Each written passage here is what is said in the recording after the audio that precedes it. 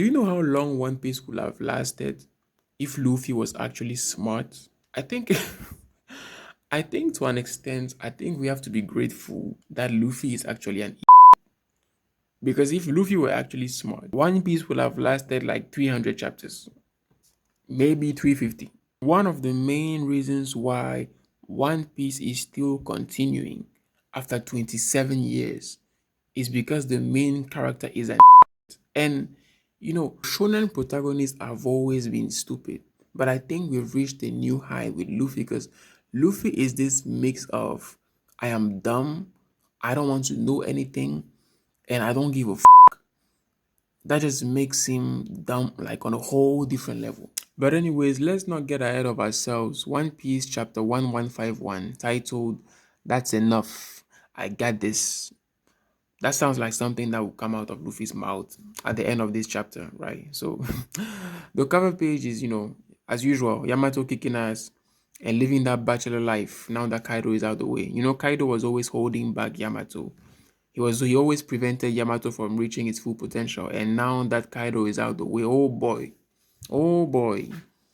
Yamato is touring Wano and every date is lit.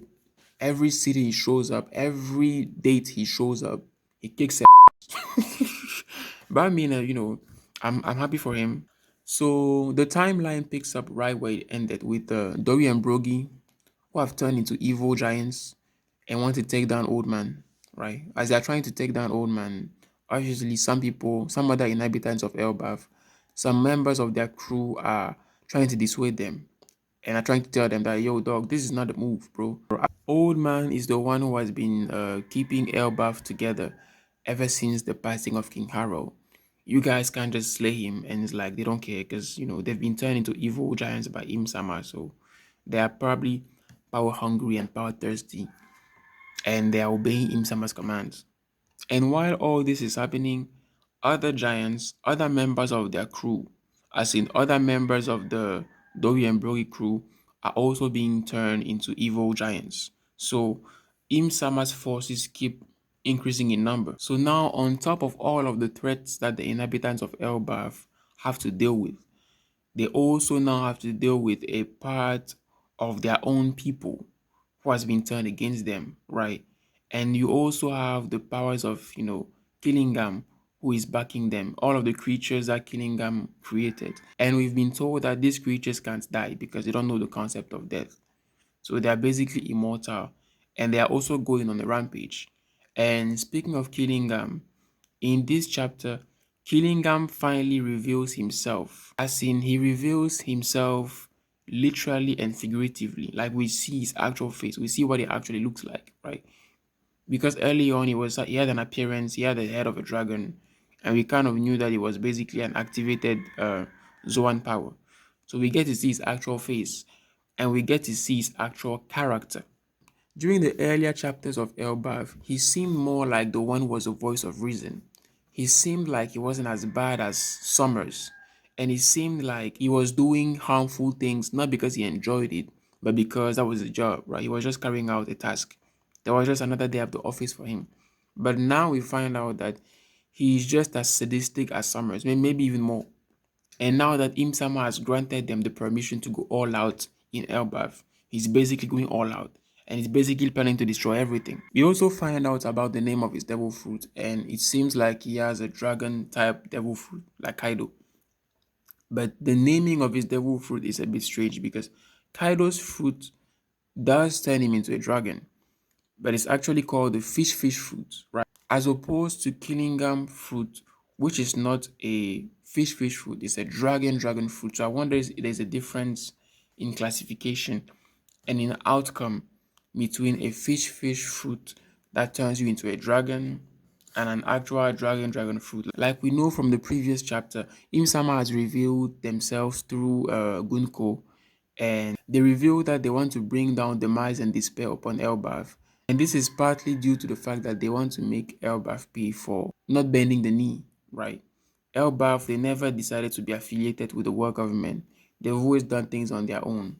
And obviously, Imsama can stand that. And from what Imsama is saying, this has a lot to do with King Harold. Every other chapter, we get a new piece of lore about King Harold. And from what we have so far, from all the information that we have so far, we kind of know that it seemed like he was a righteous king, and it seemed like he didn't want to mingle with the world government, even though he has some ties with them. So it brings me to asking myself, like, what was his actual stance? If he was pro his people and anti-war government, what led to, for example, Loki allegedly taking him down? And what did he have that the world government was after, that they deemed him to be such an important figure? Because he's probably not the only king who resisted to the world government. So why does the world government have a particular beef with him resisting?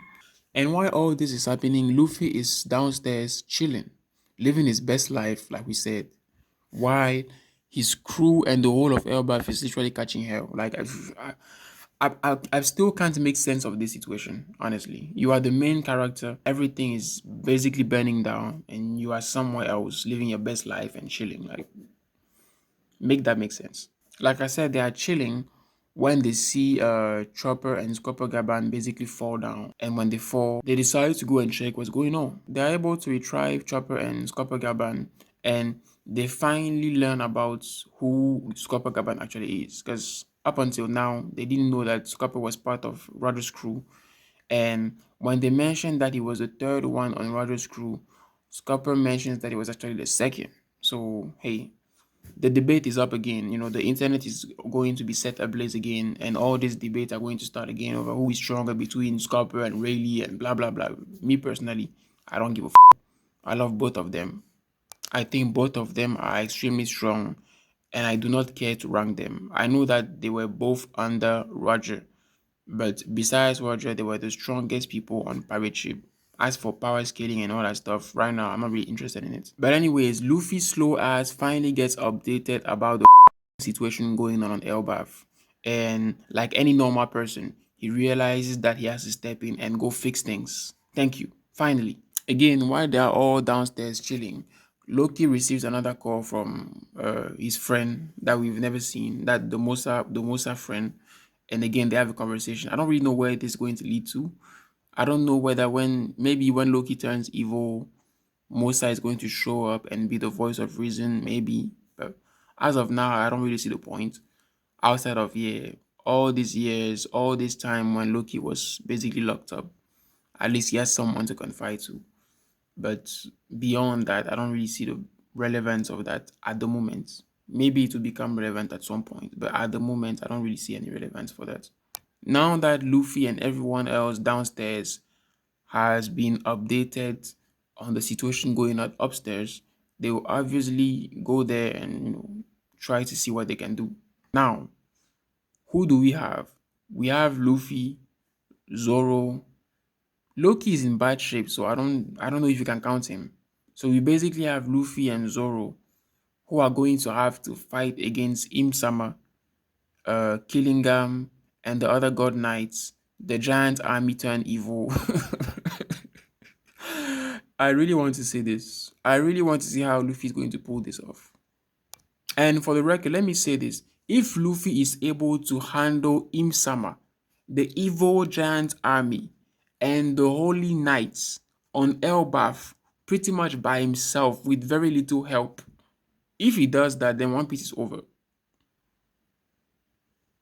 If that happens, then it's the end of One Piece.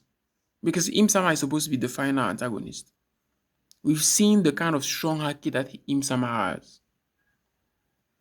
So if Luffy is able to get this done, unless maybe, I don't know, some kind of Deus Ex Machina happens and Im Sama has to withdraw from Wano or something.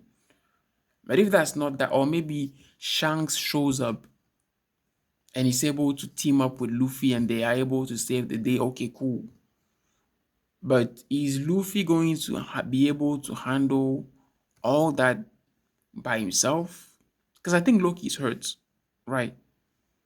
I just saw Loki with plenty of bandages wrapped around him, so I don't think he's going to be part of this expedition. So how is Luffy going to pull this off? How is Sun God Nika going to pull this off? We know that ever since Luffy's fruit has been awakened, He has unlocked a whole new power level. But is that enough to handle what's out there? Is that enough to tackle Aim Sama and a few Holy Knights? That remains to be seen. Anyways, the carnage happening on Elbaf has to end because enough is enough. Like, at the beginning of this arc, Elbaf was a peaceful place and everyone was happy. But right now, the kind of rampage that's going on, the kind of trouble that's happening over there, the kind of hell that's coming down on Elbaf, it's unfair. It's undeserved. Like, they didn't deserve that. So please, Luffy, do something. You are the main character. This is your story.